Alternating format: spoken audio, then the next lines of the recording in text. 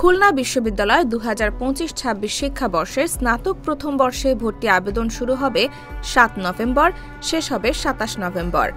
ভর্তি পরীক্ষা অনুষ্ঠিত হবে 18 ও 19 ডিসেম্বর এবং ফলাফল প্রকাশ হবে 30 ডিসেম্বর।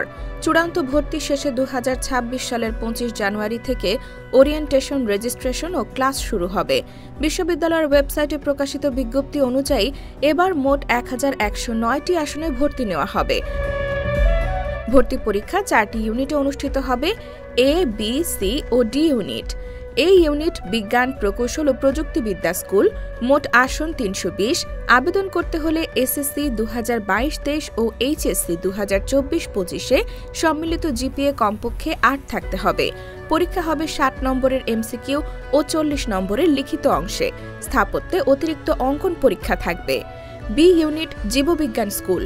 আসন 281। যোগ্যতার শর্ত ও পরীক্ষা পদ্ধতি এই ইউনিটের মতোই। সি ইউনিট কলা, মানবিক, সামাজিক বিজ্ঞান, আইন, শিক্ষা ও চারুকলা স্কুল। আসন 415। আবেদন করতে হলে সম্মিলিত জিপিএ ন্যূনতম 7 প্রয়োজন। চারুকলায় লিখিত ও অঙ্কন পরীক্ষা থাকবে। ডি ইউনিট ব্যবস্থাপনা ও ব্যবসায় প্রশাসন স্কুল। আসন 88। আবেদন করতে হলে এসএসসি ও এইচএসসিতে পৃথকভাবে জিপিএ 3.50 এবং ইংরেজিতে কমপক্ষে 3 পয়েন্ট থাকতে হবে। শিক্ষার্থীদের সুবিধার্থে এবার চট্টগ্রাম নতুন পরীক্ষা কেন্দ্র হিসেবে যুক্ত হয়েছে।